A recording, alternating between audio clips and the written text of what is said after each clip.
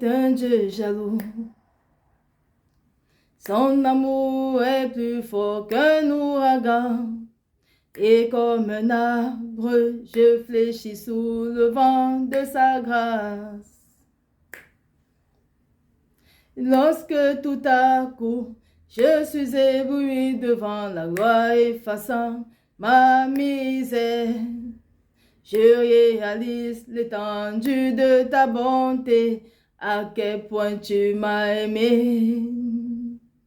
Oh, Jésus m'aime tant.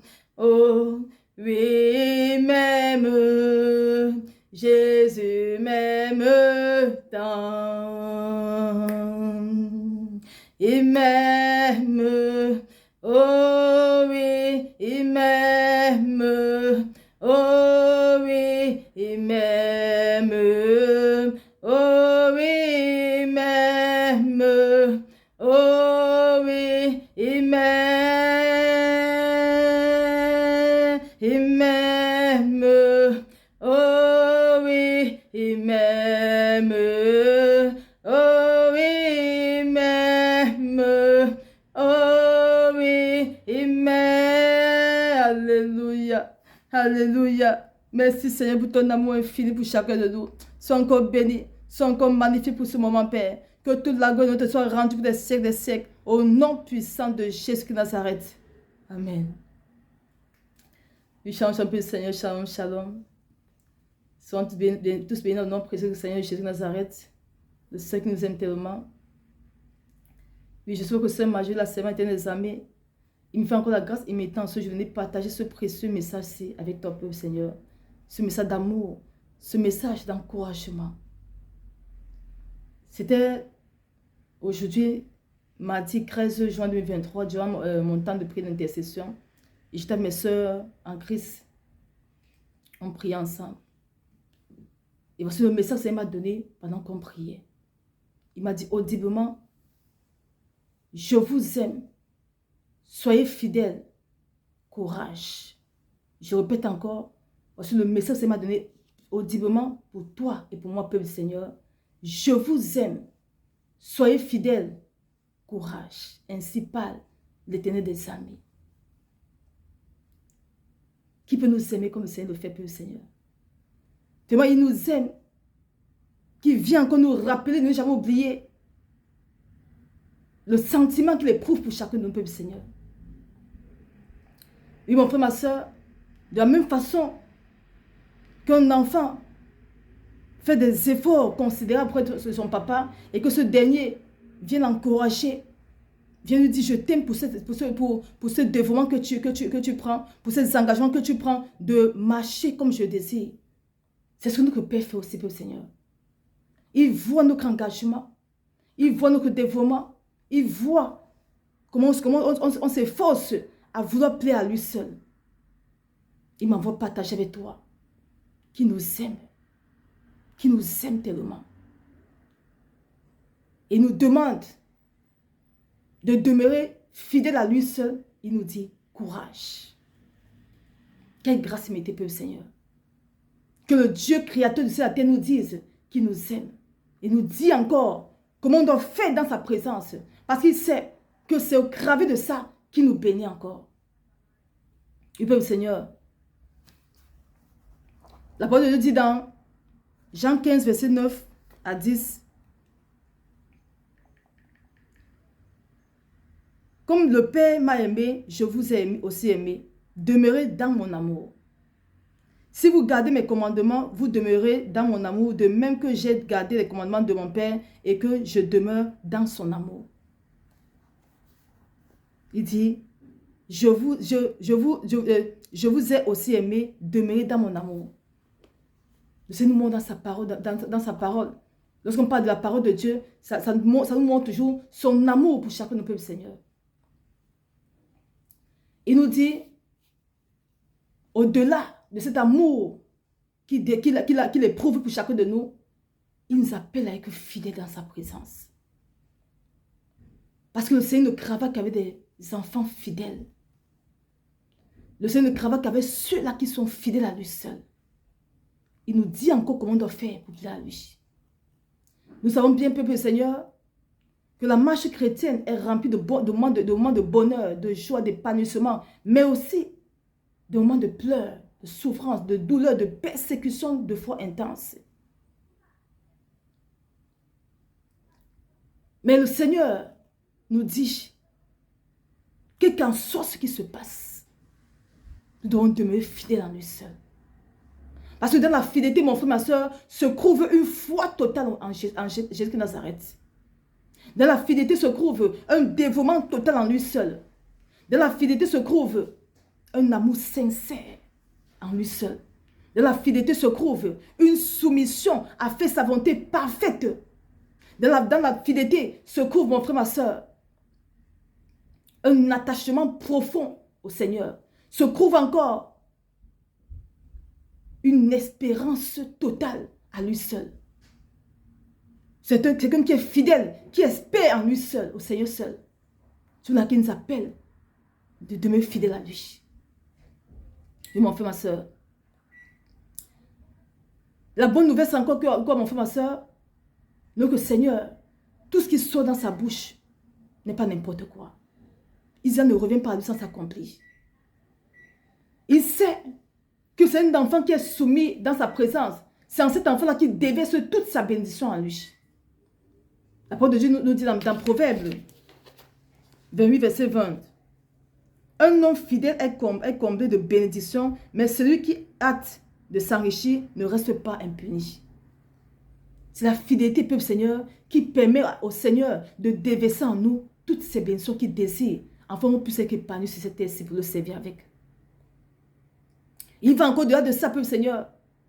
C'est la fidélité au Seigneur qui lui permet, qui lui donne accès de déverser en nous tous les dons qu'il désire. Que ce soit les dons de guérison, de miracle, les dons de parler en langue, les dons d'exhortation, de connaissance. C'est lui qui nous donne tous ces 9 dons. C'est lui qui déverse autant de dons qu'il désire dans notre vie par rapport à notre engagement et à notre fidélité à lui seul, le Seigneur. Et cette fidélité au Seigneur nous fait la grâce mété que nos enfants, que nos générations futures soient aussi sauvées à cause de notre fidélité à lui seul, à cause de notre soumission, de notre amour sincère à lui seul. C'est la fidélité, peuple Seigneur,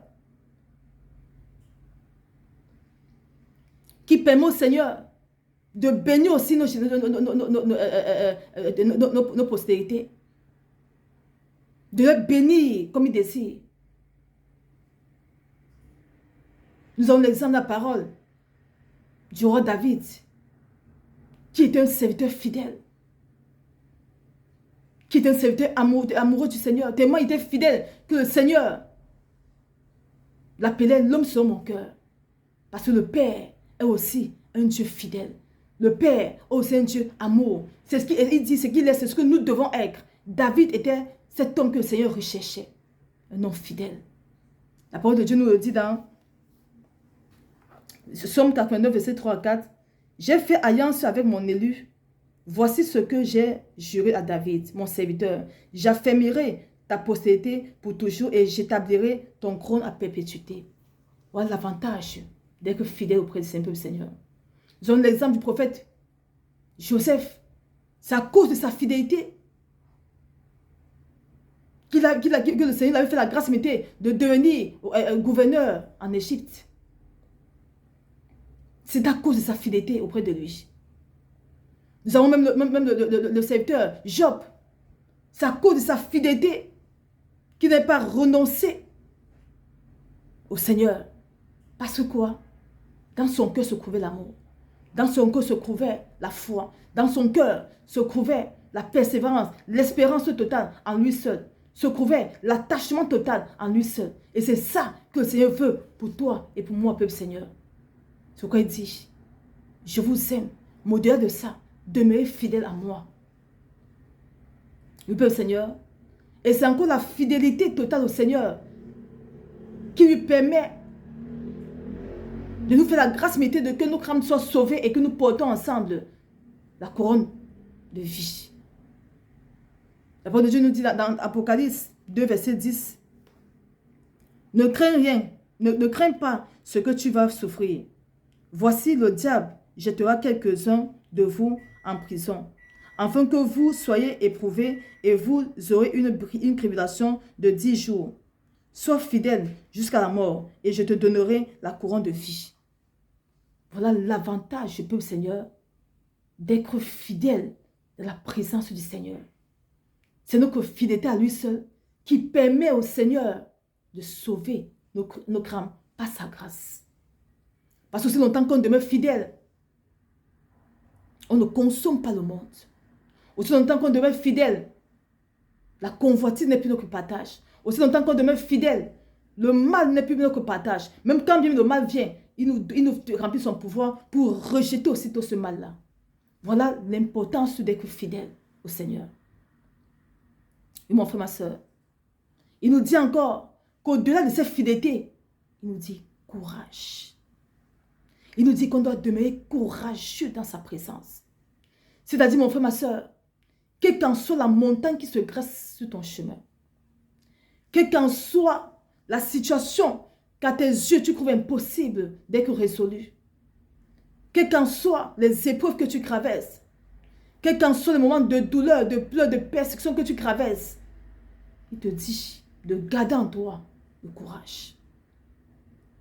Parce que l'arme d'un chrétien, ce n'est pas la peur. Notre Père s'appelle l'Éternel des armées.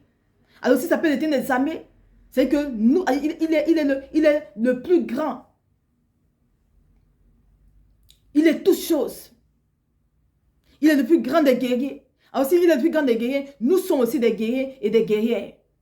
Et le caractère qui motive un véritable guerrier, c'est le courage. Alors, peuple Seigneur, le Seigneur nous appelle à être courageux dans sa présence. Et de savoir que face à cette attaque, le Seigneur dans sa parole que résister au diable, mais fuir le péché. La seule chose qu'on doit avoir peur en tant qu'enfant de Dieu, c'est le péché, les erreurs qui nous empêchent d'être remplis de la gloire du Seigneur.